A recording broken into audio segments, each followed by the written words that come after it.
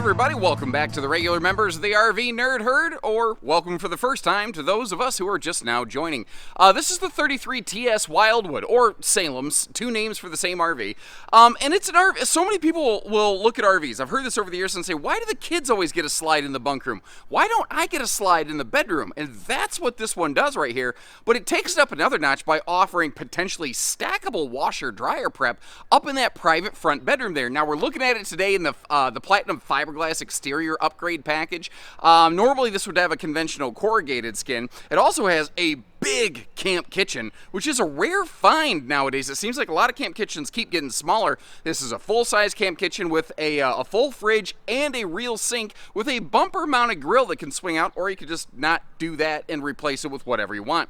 These have their heated and enclosed panel sectionalized accessibility feature. They've also got some improved stabilizer jacks this year, although really that's just Wildwood reinventing their existing wheel. They've always been very good, and I've often credited them with best-in-class stability. This RV, I'm going to call it like a pretend park model, if you will, or destination trailer. With no slides on the campsite of this RV, it's fantastic for leaving in a park or seasonal site because you don't have slides eating up a lot of your camp space, but you've got triple slides on the off-door side. Which you tend to care a little bit less about. Now, the front closet does mean that this thing doesn't have a full pass-through storage, and I hope you appreciate how we share the good with the bad with you as we go. Like, it's got a weird bed size that's not exactly hard to replace with residential size bedding, but by default, it's like, a little weird.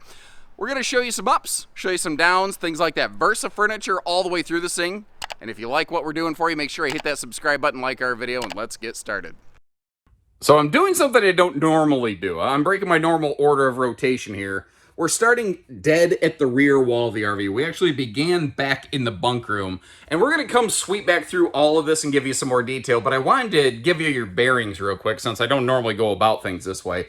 I think the bedroom up here is maybe one of the more interesting areas on the RV in, like, because there's even other Wildwoods that have the same living room, the same bunk room, you know? It's this bedroom that defines it, so I sort of wanted to start up here.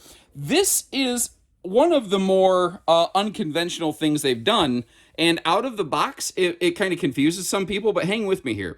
So they call this a custom king bed. I call it an Olympic Queen. It's 66 by 78. Technically, an Olympic Queen is 66 by 80. That is, like, if you Google Olympic Queen bed sheets or mattresses, that's a real thing. So you could slot a replacement mattress in here.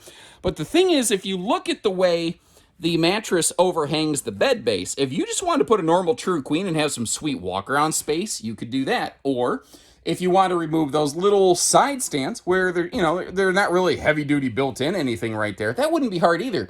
But notice how they gave us some household and USB outlets right up by the headboard, and the headboard's a little bit blank. I think I know the perfect way to decorate that, however, but I am still trying to get my wife on board with that one. I'm pretty sure it's never going to happen. They say persistence wears out resistance, but it hasn't been the case so far.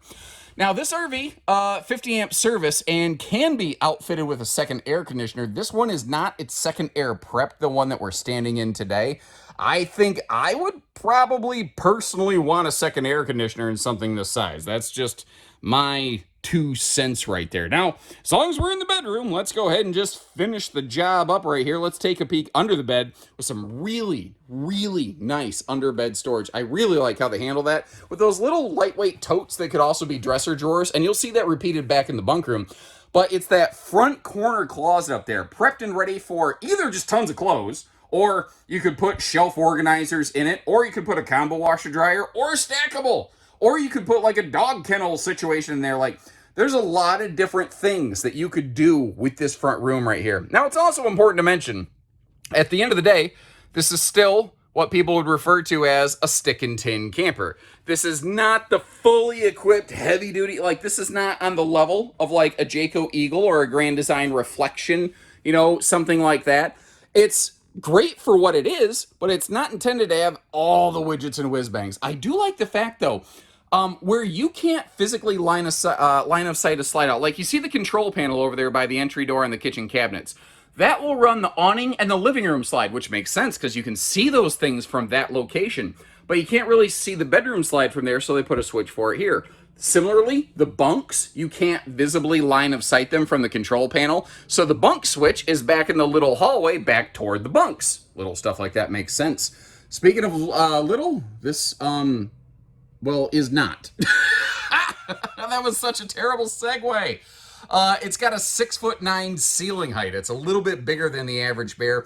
Combine that with the light colors, and I am missing something right here. Let there be light. We've got some accent lighting going on over the slide and under the little electric Tootsie Toast and fireplace right here, just to help lighten and brighten it up a little bit further. Now, in terms of the color palette, I hope you like it because this is the only choice that we have. And once you step inside the RV, there is literally no difference between a Salem and a Wildwood. Really, only the exterior decals are the only differences between them. Just some visual aesthetic elements like that.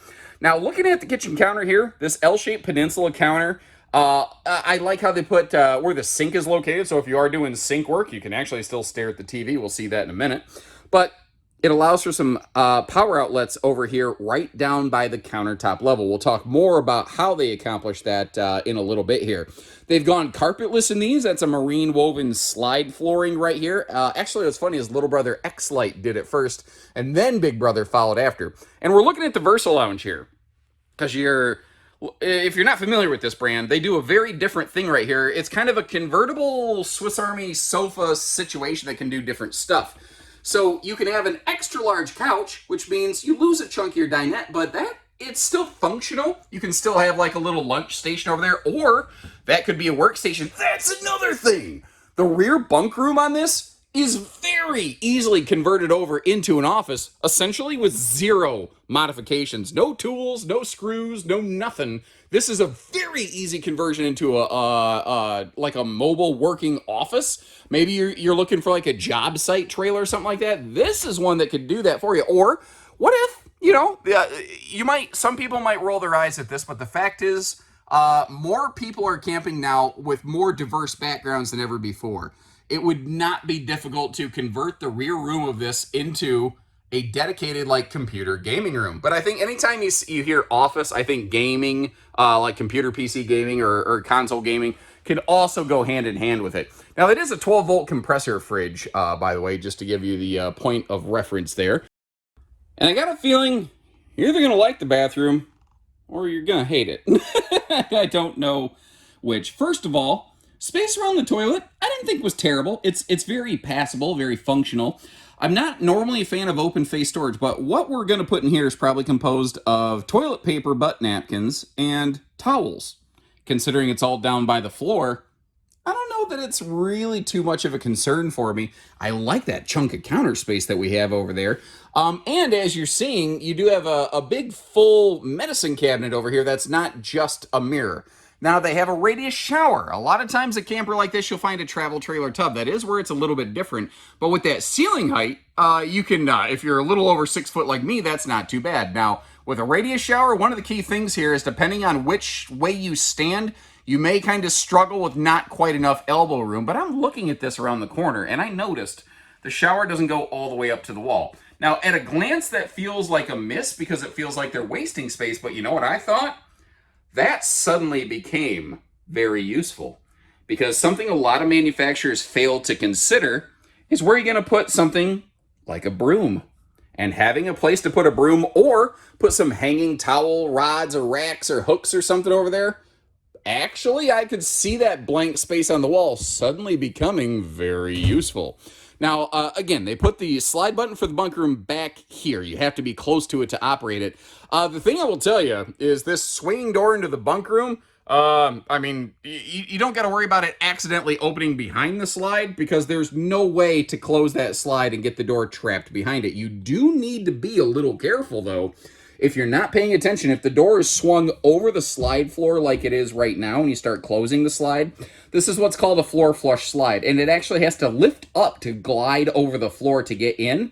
If you're not paying attention, if this bunk room door is open, you're going to smash it. You're going to smash it good. And either, if you're lucky, only the door's going to get messed up. If you're really unlucky, you might G-haw the slide, which is never good for anybody. If I'm going to be picky, I kind of would like that toothpick window to be a little bit bigger. Just open it right up, or put a second toothpick window beside it. I don't know, something like that. But this over here, I think, is really, really cool. Remember those little cube organizers that we saw up in the bedroom? There are, what are there, nine of those back here, acting like dresser drawers, basically, for kids' storage. And, in a sense, the entire dresser is a little easy stairway to heaven up to a bunk. Now, this is a bunk over a camp kitchen, which is very normal in the RV industry. It's not an extra wide, what I often call big kid bunk, though. It's just a standard size bunk. There are some TV hookups on the wall back there, keep in mind. And just, I don't even know that they needed to do this, but I appreciate that they did put that little grab handle there just for something to hold on to while you're, clambering up and down on this. Now, over here on the opposite side, this is very, very interesting. The bottom of this flip-up bed, the move bunk, get out the way, is actually a chalkboard. It's something that you could maybe use for some kind of function, or maybe the kids could find some level of entertainment for it. And then down here, we have the VersaBunk, basically. So we've got the VersaLounge in the living room. We got the VersaBunk in the, bunk room. Notice, too, this is still that same marine woven carpetless stuff here. But what's nice is the bunk gets out of the way, and then during the day, what we have back here is just a bonus sofa.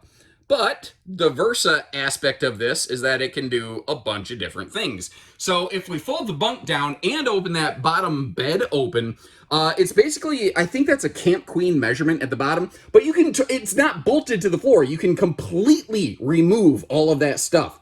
So if you want to have a little open lounge down there for the kids, if you want to do some RV camping yoga, you want to build a little Nerf battle fort out of this thing, there's a lot of different stuff you could do unless you're a blockhead like me, as you see right there. By the way, rate my yoga form. I've never really attempted it before. I was almost impressed with myself that I was able to get, any of it done.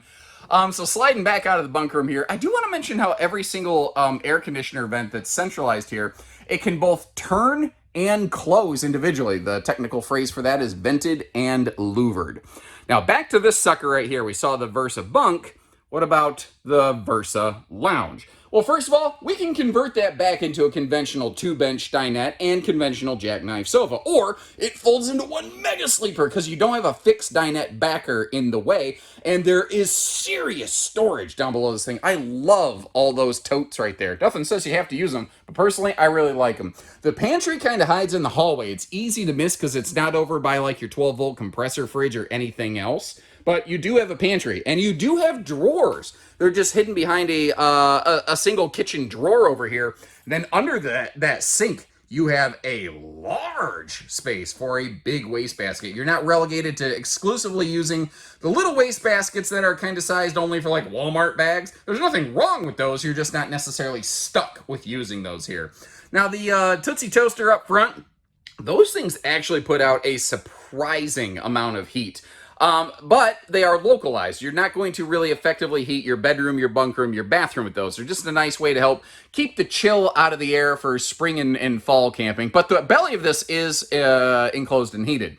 Now, by default from the factory, they don't have a TV in this. And certainly, by default, especially considering the way most floor plans are laid out, it's a bit of a neck wrecker entertainment center over that sofa. But remember, you have a little bit of a choice there. In a way, you kind of have a little bit of a double forward facing, I'm not going to call it like stadium style seat, but you've also got this big sucker right over here, where if you plop yourself down in the corner of that and kind of just kick back and relax, it's not too bad. Now, I'm not going to put my shoes up on what is potentially someone else's furniture. That always grinds my gears when I see people doing that. But especially when they're as dirty as mine are right now. But as tall as I am, you can see that I can stretch my legs out, and there's still like a seat and a half available over there. Or my wife could kick her feet up, and I could give her that late evening foot rub that somehow, like, I'm just sitting there, and all of a sudden, magically, her feet just find a way to sort of just wiggle their own, of their own volition over onto my lap. And then she's just like, well, I mean, they're there. It'd be a shame not to rub my feet. But I'm not going to complain because, frankly, I will never get so lucky as to meet another woman like my wife. She is hands down, the greatest thing that ever happened to me. Without her, I wouldn't be able to spend so much time making these videos. That's for sure. Now, if we're being fair, the RV, in terms of campsite windows, let's just call a spade, a duck a duck. And it sucks. This duck sucks. Which, you don't hear people say very often, but I'm just being real. It does not really excel in that fashion. And then once again, we bring ourselves back to the bedroom. Closing the slides here really only, I think, kind of helps to support my personal feeling that this RV is really made with destinations in mind and not really designed with travel functionality in place. Now, you can get up to the bedroom. If you are ginger and careful about it, you should be able to climb over the bed to get to that front closet to get it packed up. And in a pleasant surprise, I didn't expect to even get this much out of it. You can walk around the kitchen peninsula and get over here to the refrigerator. So, like, you can do some, if you're traveling down the road, kitchen kind of function here. If you left the bathroom door all the way open and somehow managed to strap it that way, you may be able to slide back into that bathroom. But again, I don't think that's what this RV is really intended for. By the way, totally unrelated, sometimes you will see an RV whose like carpetless flap in front of the slide is kind of like crinkled up a little bit. That's why, right there, because the flap actually hangs past the slide, and a lot of times it will end up kind of half crinkling up against a kitchen countertop or something like that. But once the RV gets warmed up, it relaxes, and that becomes kind of a non-issue. Now, something I haven't pointed out until now is the fact that we actually do have dimmer lighting in here, which is kind of cool, and it even has a little bit of a positional memory. You press and hold the button once to dim it down, press and hold it again to swell it all the way back up. And who knows, maybe you'll just have a swell time camping. Don't delete me for that. Now, I've called this one a pretend park model. At the end of the day, it is totally classified as a conventional travel trailer. It's just, I think most people will tend to agree, and I'm not saying it's the only way to use this one, but when you look at this, it's really intended for like a big destination space. I think that you're going to leave this thing. It's the size of a destination trailer. It just isn't technically classified as a destination trailer. But the big triple slide over here, all of which are slide awning prepped, by the way, and have slide side breeze windows where a window is present. Like the bunk room doesn't have slide side windows, so kind of keep that in mind. This is one of the things I mentioned, I think, at the start of the video. Since we do have that full stackable washer-dryer cabinet, basically, in the bedroom, or just big extra closet, that means we don't have a full traditional pass-through. You've at least got this cavity here, though, which is about 2/3 the depth of the RV, which means, it might be a little tricky to get back there sometimes. Now, if you get the optional solar package, that's where your charge controller is going to be located. That is a 30-amp charge controller, by the way. The factory solar package is about 200 watts. It's a respectable battery maintainer. It'll give you some function of some lights and stuff off-grid. Now, today, I've just got my little 12-volt jump box there, so it's effectively a battery. With that battery and just the basic solar package, I'm able to run the slides and all the lights and everything, but I do want to be clear, I'm not running the air, well, certainly not the air conditioner, the refrigerator. I have shut that thing off because, it is possible for it to overpower what we're looking at here today. It just all depends on what you're doing with it. Battery disconnect up front is handy for storage purposes. And then down here, if you look at these in previous years, they had scissor jacks and this big Bananarama yellow stabilizer jack arm built right onto it called a strong arm stabilizer. Well, these basically still have that, but it's all integrated into the new quick drop stabilizer that you have over here. What I think is kind of funny is these used to come with the little drill bit adapter to power drill the scissor jacks down. Ironically, something I've learned only in about the last year is that scissor jacks are not designed with the intention of using like an impact drill or something like that to put them down, because you can over torque them. These new strong arm scissor jack quick drop whatchamajiggers, they are. And now Wildwood does not include the drill bit adapter, which it feels like we're on the wrong side of the equation here. Now, it's not a small awning. It's just a 39-foot tip-to-tail camper. Now, keep in mind that 39-foot is tongue to bumper. The actual body of the RV probably closer to about 35-foot in terms of the box or the floor length, but still certainly not small. I'm not a super fan of things like the water heater over here on the campsite of the RV, but the other side of the RV is nothing but slide out, so it's not like they exactly had other places to put them. The outside speakers, thankfully, are mounted low, and you see the platinum thing kind of peeking in there.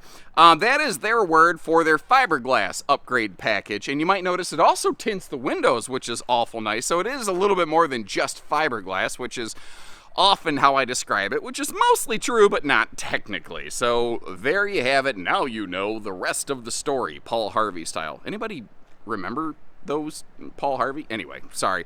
I'm starting to get old enough that I'm afraid my references are getting more and more dated, but I'm also starting to get old enough that I don't know that I care. Now, big full-size camp kitchen here. First of all, I'm eyeballing it. Oops, sorry, I'm bumping into stuff behind me. Sorry if the camera lurched around. That overhead swing-up door for the camp kitchen, I'm eyeballing it, but I think that's over 6.5 foot tall, so some really nice clearance there.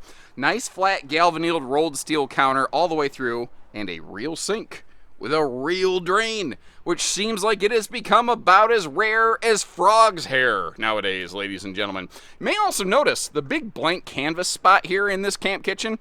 It's actually intended, if you want to mount a TV out here, you could. Now, this fridge is nice. With the two fridges total, you've got like, I don't know, approaching 14 cubic foot, maybe more of total cold storage capacity, although that one does not operate 12 volts. So, that being said, though, with this thing probably mostly being parked most of the time, I'm sure it'll work fine for a lot of folks. Now, that is a bumper mount grill. It actually swings around and, you know, just mount. It basically always rides here, so you don't have to find any kind of extra space to store things.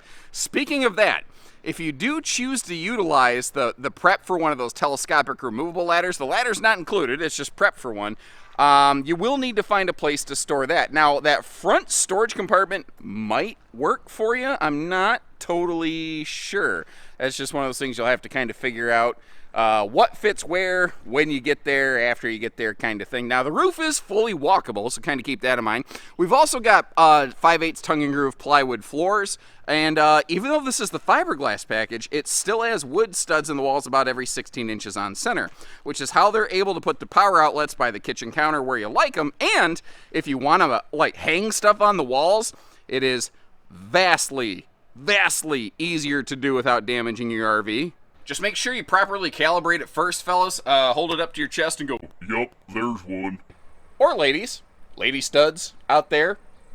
Suppose you could calibrate that too. Now, I like to leave you links to the video description to check for pricing and to see something similar. And along those lines, there's very few things I've seen really like this. One, though, Catalina makes one that I've got video on that they actually offer either a rear bunk room or a full rear second bedroom slide, which is interesting, a true 2-bedroom, which is very rare to find. So I'd be kind of curious, peek around, let me know what you think, or if you like this, but you're like, I don't need something that's 39 foot long. I want something I can tow around a little bit better. If we chop the bed slide and front closet off this thing, they make the exact same living room and bunk room in one of their other models, and wouldn't you know it, we got some video footage of that one for you too. So when you're ready, we're ready. We don't do hidden dealer fees, we just do everything else. So take care, stay safe, have fun, and happy camping, everyone.